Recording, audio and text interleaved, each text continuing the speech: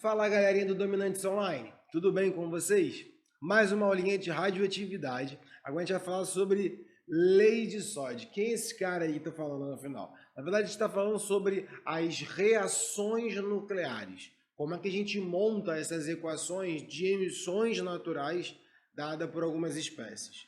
Presta atenção aqui, ó. Vamos lembrar primeiro, logicamente, o que é radioatividade. Se você não estava visualizando nas duas aulas anteriores, bora lá, olha só. A radioatividade ela vai ser uma propriedade dada pelos núcleos. Como assim? Os núcleos atômicos estão instáveis e precisam emitir partículas e energia, tá, para se tornarem estáveis. Quando a gente equaciona isso, a gente vai equacionar principalmente a emissão de partículas.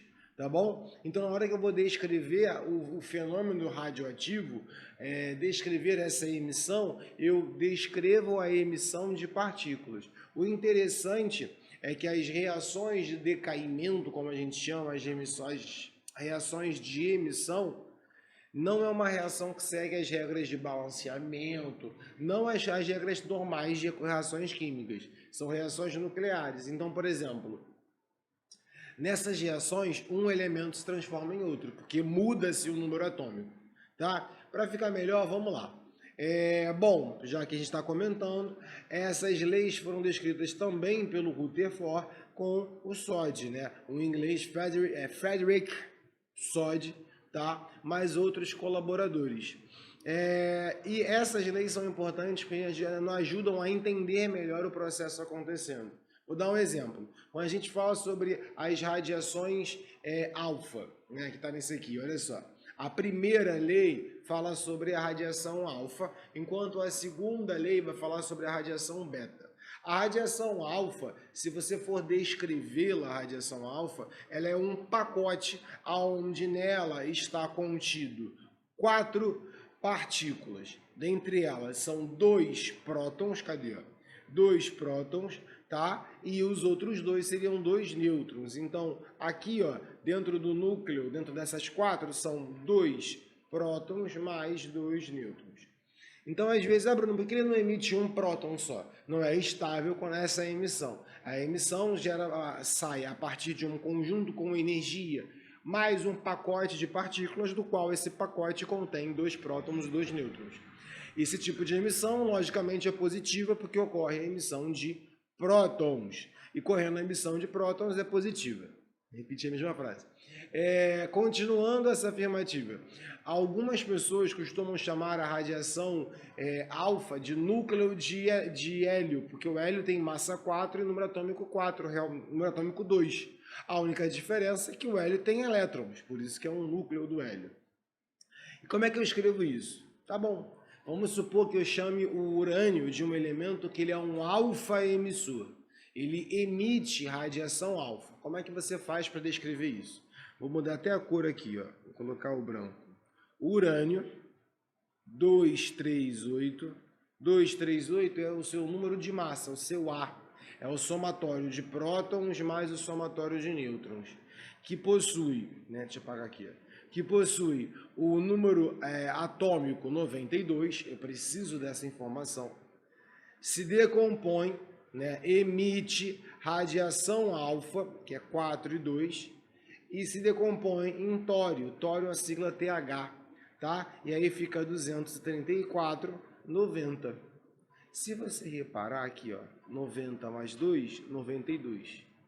238, 204 mais 234, 238. Então é assim que a gente monta a equaçãozinha, ó. Deixa eu apagar aqui essa parte, tá? É assim que a gente monta a equação. Essa é a emissão do urânio. Eu posso afirmar a partir disso que ele é um alfa emissor, né? Eu não precisava desse cara se eu falasse que ele é um alfa emissor. Você botaria uma emissão alfa e abateria 4 da sua massa e 2 do seu número atômico para conseguir chegar até a resposta. Também é válido, tá bom? Beleza? Aprendemos sobre os alfa-emissores. Por que a partícula alfa ela tem o menor poder de penetração, como a gente viu na última aula?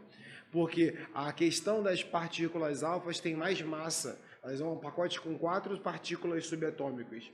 Por mais que sim, em comparação às outras, ela não é tão rápida, ela não atinge a velocidade da luz, por ela ter uma massa em si. A segunda lei de Soddy fala sobre a radiação beta.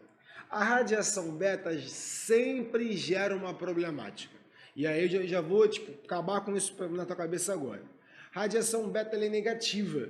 E aí como é que algo negativo sai do núcleo? Primeiro vamos montar como é que ela funciona. Ela tem número atômico -1 e massa 0.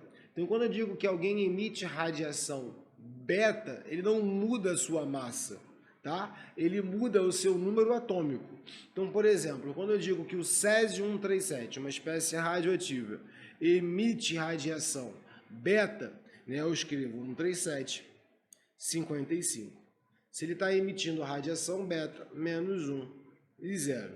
A massa do produto formado continua sendo 137 e o número atômico dele se torna um número maior, porque ele modifica essa estrutura. Aqui passa a ser 56, tá? Esse elemento não é X, a questão já fala que é o bário. Pô, Bruno, mas não é uma emissão, como é que ele aumenta no núcleo? Porque, na verdade, o que está acontecendo aqui é uma reorganização nuclear. Se a massa é a mesma, porque o cara transformou um próton em um nêutron. Na verdade, o oposto. Um nêutron em um próton. Esse cara tem aqui menos nêutrons que esse, tá? Se você quiser descrever, ó, nessa emissão, um nêutron se decompõe originando um próton, certo? Então um nêutron se transforma em um próton, por isso que a massa não muda, porque a gente considera a mesma massa para prótons e para nêutrons, tá? Só que para ele se transformar em uma espécie positiva, ele emite o que a gente chama um conjunto, como se fosse uma partícula que é semelhante a um elétron, mas uma outra partícula chamada de antineutrino. Esse conjunto é chamado de radiação beta. Vai precisar descrever esse processo inteiro? Não. Vai precisar saber que a radiação beta aumenta o número atômico? Vai. Vai precisar saber montar a equação da radiação beta? Vai. Precisa. Tá bom? Então essas são as duas radiações mais importantes. E aí você fala, Bruno, e a radiação gama? A radiação gama é só uma onda eletromagnética, né? Ela é representada como 0 e 0. Então ela não vai alterar. Pô, mas ela tem capacidade de ionizar as partículas? Tem. Ela tem capacidade de arrancar elétrons, né, de um átomo. Então ela tem poder ionizante, mas ela não tem carga positiva ou carga negativa. Beleza? A gente fecha todas essas equações, podem pôr em prática, aí a gente começa a falar sobre alguns outros quesitos, como por exemplo as emissões artificiais, quando em vez de emitir, estou absorvendo, e sobre o que a gente conhece como fenômeno de meia-vida, de radioatividade. Tá? Aguardo vocês em uma próxima aula. Beijos e fui!